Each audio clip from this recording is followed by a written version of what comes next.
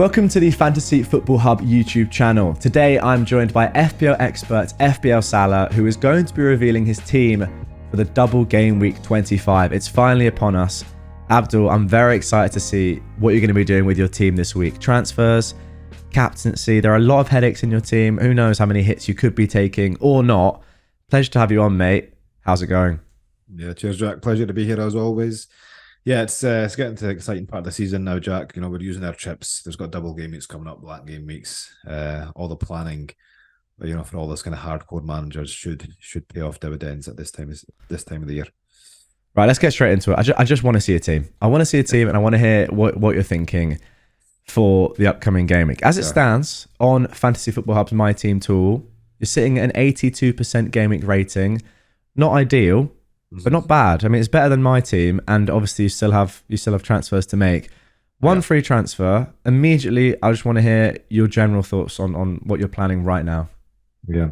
So I thought I'd planned well up to this week, Jack. I had 6 double game week players. I was planning on actually saving this week, but Trent Alexander-Arnold has an end to that strategy. So, I mean, we've not had official news from Klopp yet, but I think, you know, from reliable sources, it seems like he's going to be out of the cup final, which means he will miss the double. So he has to go. So, I mean, at the moment, like for my team, because of obviously we need to think about game week 26 as well. So I could move him on to another Liverpool defender, like, you know, Van Dijk and Bradley. They're both, you know, great options in isolation. But, you know, for my team, if I bring them in, that might leave me a bit short for game week 26, you know, because I've already got, like, you know, 5 blankers, so that'll make it 6. So that means that I need to take like a -8 to get 11 players out. So for me, the favourite is either Nathan Ake or Kyle Walker in for Trent as my first transfer. Other than that, like outfield, I don't see many problems. I think I'm happy with Haaland and Foden there. I'm happy with Darwin and Jota. But I might make a goalkeeper transfer this week to Dubravka to Alisson. The reason for that is because, you know, that'll leave me with 7 double game week players. You know, give me the Liverpool defence for this week because I won't have Trent or I won't have Van Dijk. And, you know, it doesn't affect me for black game week 26 because I could just bench him and play Areola. Yeah. Whereas if I brought in a Liverpool defender, then, you know, I'd be left short and requiring another hit to get out 11 players. So that's my kind of rough plans at the moment before, you know, the press conference on Friday. Okay, let's focus on Ake versus Walker.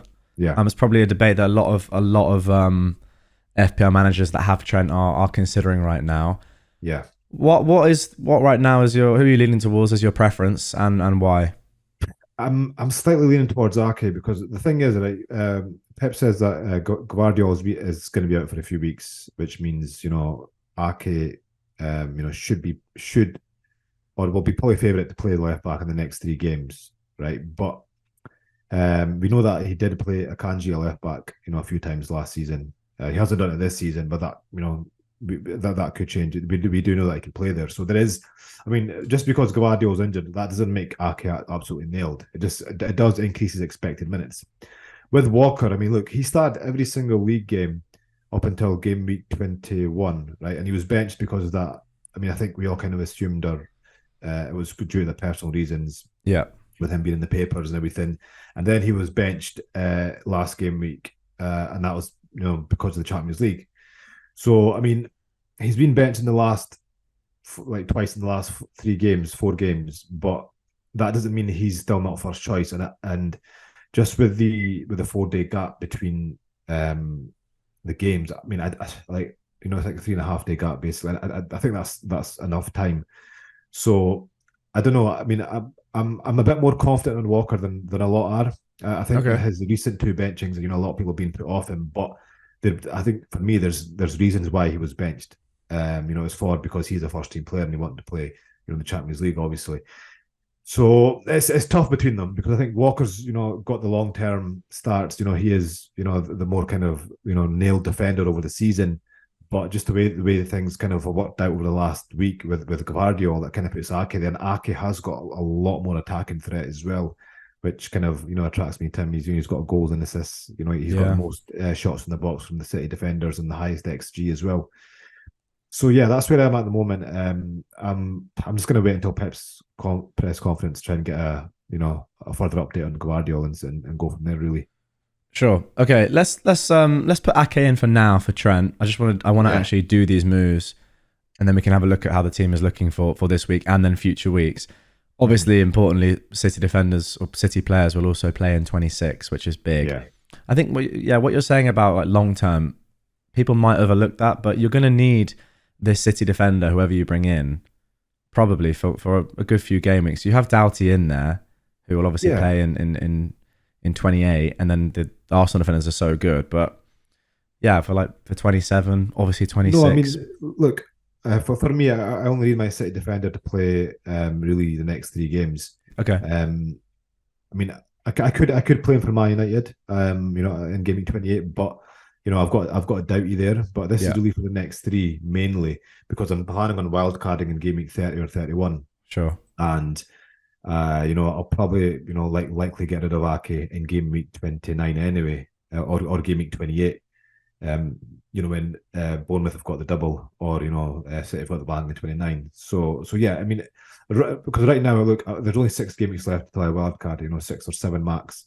So all the kind of transfers right now are really just medium term transfers. Okay. Fair enough. All right. Okay. So that is the first transfer. So then you're saying for a hit potentially you would go Dubravka out for Allison. Yeah. And the reason for that is like I usually never take hits for keepers, but the reason for that is this: it gives me a double game week player, which I think Liverpool have got a 64% chance of keeping at least one clean sheet in the double, right? Which is just below City, who've got a 67% chance. So it gives me a defender, for one of the best defensive teams in the league, and for this game week as well with a double. They've got Luton at home, for the second fixture. And I don't think there's going to be any rotation issues with Allison if he starts. Obviously, he had the flu last game week.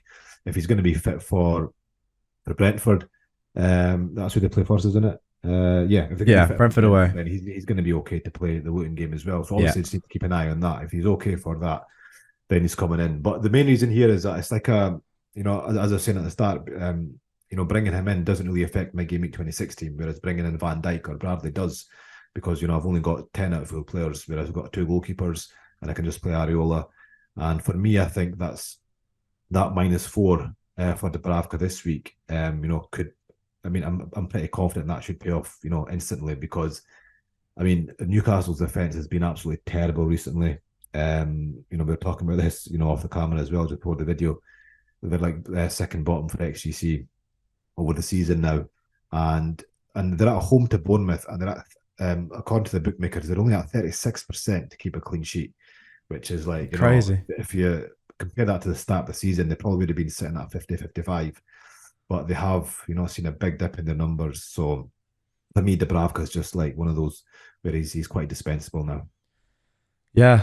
Yeah. That's the thing. Again, as I said in another video, I would normally say it's not really worth spending a transfer or a hit on a goalkeeper. But when there are doubles coming in, and let's be honest, like Dubravka now is genuinely one of the worst keepers in the game because of how bad the Newcastle defense is. And it sounds crazy, but he actually is. Yeah, yeah. I don't know what's happened, because I mean they've got their full, the full back four back.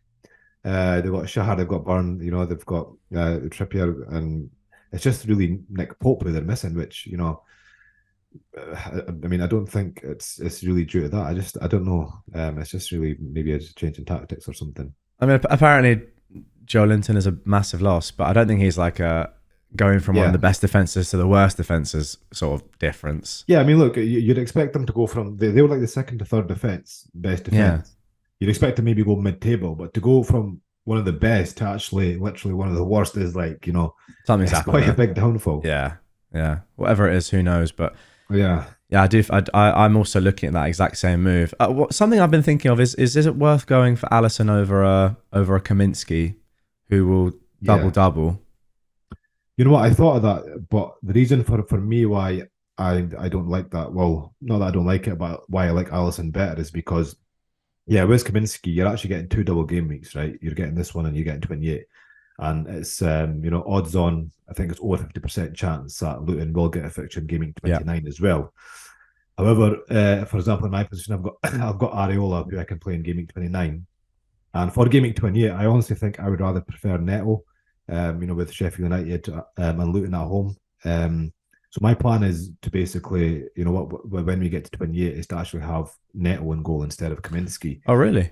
Yeah. So like at the moment, as I was saying, I've got like a kind of rough plan of like, this week, I'll have 7 double game week players. Don't worry, we'll go through we'll go through it game week by game week on the My Team tool. We'll go through it, but okay. Interesting that Neto is an option. Okay, so I've actually put those transfers in and confirmed them now on the My Team tool. Click optimize down here. We'll see now how your team is looking with those transfers in mind. Game rating is boosted right up to 89%, 110 predicted points, and that is without the triple captainship, by the way. Let's have a quick word on that. Is that locked in? Yeah, 99%. I mean, the only way I don't play it is if Pep comes out and says Haaland is a doubt. But other than that, yeah, 100%. Wow, I mean that is conclusive. Let's move on then, because the team looks really good for this week. I do want to see how it looks for the next week before we talk more generally, because I want to focus on your team in this. Game week 26. Again, click optimize down here. Get all the actual players that are playing in the team, and as it stands, you have 9 players. Yeah. What would your thinking be in this game week then? Obviously, you'd be bringing in Allison, who blanks, but Areola comes in, so a pretty solid move there. The rest of it is pretty similar. Yeah, exactly. So the plan is here now is to remove the Liverpool players because they're also going to blank in Game Week 29. So, and then we've got City in Game Week 28. So I'll be doing Darwin and Jota to Solanke and David Luiz. That's the plan transfer. David Luiz is back. Like Douglas Luiz, surely. Sorry? Oh, Douglas Luiz. Why did I say David Luiz? Because he's one of the greatest ever Premier League players. That is why. And I say that as a Chelsea fan. I love him. Yeah, no, it's the hair. But exactly. Sorry. Douglas Luiz. My apologies. But yeah, so that would leave me with 11 players in Black Gaming 26. So obviously no bench. So obviously I need a lot to kind of, I need a bit of luck there, not to have any injuries, etc. And then, so I think I'm pretty well set. I think I'll be, fairly well. I think a lot of people will be taking hits in Game Week 26. Game Week 27 is the week I bring Son back in. So Foden to Son. I think City have got Liverpool that week as well. And then Game Week 28, I'm looking to do, as mad as this sounds, Haaland to Adebayo. Yeah. And Alisson to Neto. Okay, that's when Neto comes in. Yeah, so that'll give me 4 double game week players, 2 from Bournemouth and 2 from Luton. I think that's enough. I mean, I'm not really interested in a Bournemouth midfielder or any other like Luton players, really. Yeah, I mean that to be fair, it looks a lot better than what I'm thinking for 28. Because I'm as it stands, I'm probably looking at 2 maximum doublers, whereas you've already got Doughty in there, obviously, and then Neto comes in. So you're making quite a lot of transfers on goalkeepers, but you think it's worth it, right? Okay, so there is obviously 2 goalkeeper transfers I'm making. However, I just think with the doubles that we've got, and because I've got good defenders in Game Week 28, I don't want to really force one of the defenders in. Not really interested in any Luton or Bournemouth midfielders. Possibly Barkley, but who do I get rid of? I'm gonna have Son, Richarlison, Saka, and Palmer there. So I'm gonna have to probably bench one of them if I do get in a Barkley or a Bournemouth midfielder. So I think because my team's so strong, the only places I've got left really are in defence or the goalkeeper spot. So I'd probably bring in either Neto or Senesi and Senesi, sorry, the defender who's got a good attacking threat as well. And just, be happy with 4 double game makers. Yeah, that's fair enough. Let's have a quick look at 29 then. Because all these moves do actually, they have so much relevance for down the line. Mm-hmm. Now, we don't know yet. Obviously, the fixtures are still here for this game week. But a lot of them are going to disappear because of the blank. Louise is there, ready to come in. Taylor, hopefully, will still be fit by then. You've got your playing keeper. Do you feel relatively well set up for this game week as well? I will say, now your team rating, according to Fantasy Football Hub, is at 100% after doing all these moves. So the algorithm thinks you're playing this pretty much perfectly. Well, that's good to know. But yeah, Game Week 29 is the problem, right? And the reason why I've not mentioned my Game Week 29 transfers is because like they'll be decided from game before Game Week 27, because obviously we know that the midweek before Game Week 27 we're going to have all the permutations for blank Game Week 29. So look, could be the case that Man United have that fixture there, and then the transfers after Game Week 7 totally change. Could be the case that Luton and Luton might have their fixture, and there is probably a chance that Arsenal have a fixture then as well, because look, it's not beyond the realms of possibility that Leeds beat Chelsea. Yeah, it's an FA Cup. I agree. And then it's like, we're all fine for Game Week 29. So that's why the transfers right now are provisional, and they're on the basis that the favourites in the FA Cup, go through. And then once we get to Game Week 29, it's probably going to require at least one more hit. Yeah, that's fair. Okay, so a couple of hits lined up, but nothing crazy. No -8s or anything. No major surgery. And yeah, I can see like week on week that the plan is very, very solid and looks good. Again, 110 predicted points without triple captain this week, and a team rating throughout the weeks of 100% is very, very good. Let's talk just more generally now about double game week 25 then. And if you're on a free hit or a wild card or whatever, who are the players that you'd be really looking to target? If money's no object and you could just do what you want this week, who would you ideally have from the doubling teams? I would go for definitely a triple City attack. So for me, I'd go for KDB, Foden and Haaland. Just think there's too much uncertainty with the defenders to be using your wild card on them. And then, probably I'd say, definitely 3 Luton players, because you're going to want them for, Game Week 28 and the blank as well. So probably like something like a Doughty, Kaminsky and Barkley. They'd probably be 3 nailed picks in my team.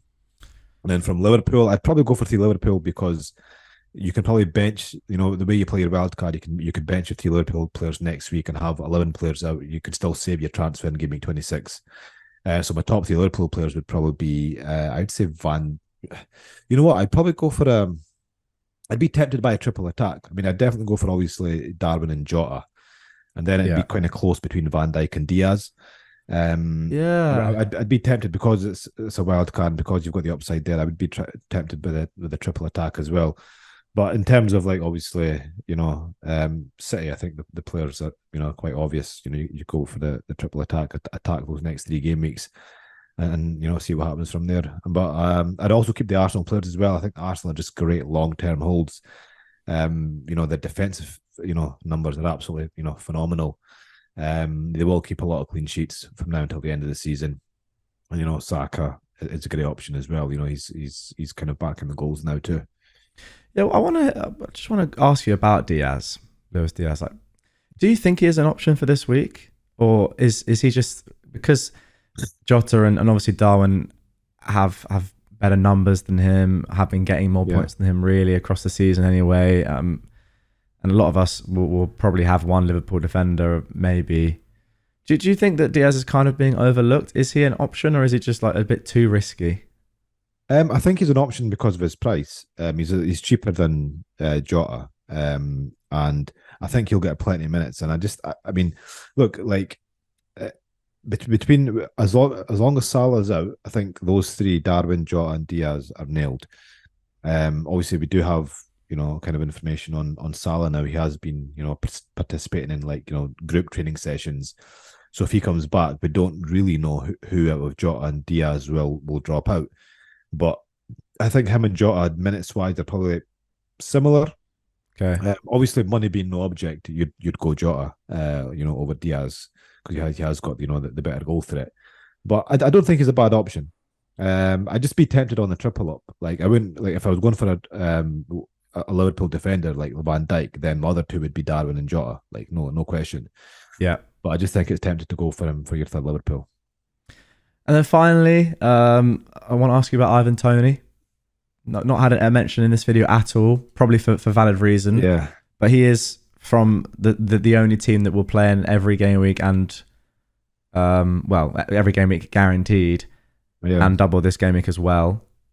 Anything on him? Yeah, I mean, look, I can see maybe Ivan Tony, getting a goal over the double game week, just for example, getting like a good solid score, just say 10 to 12 points. But Yeah. I can't see him going, you know, getting a monster haul like that.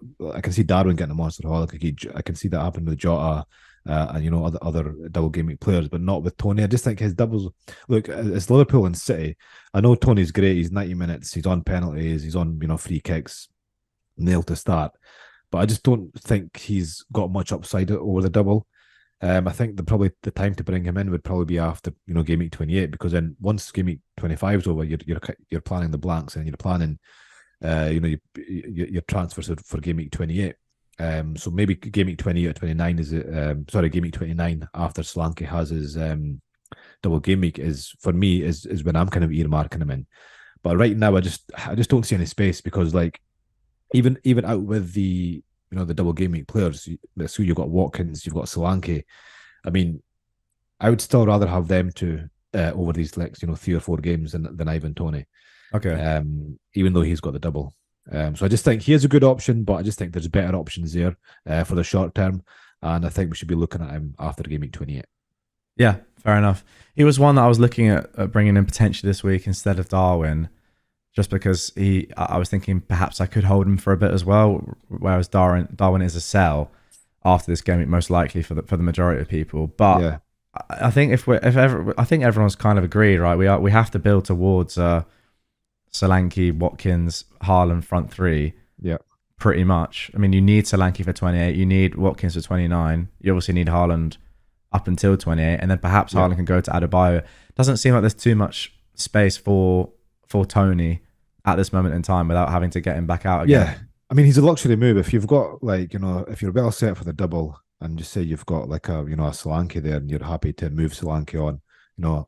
That's not a bad move. Like bringing in Tony for Solanke and then reversing that move in game week 28. Yeah. When Solanke's got the double, that could possibly pay off.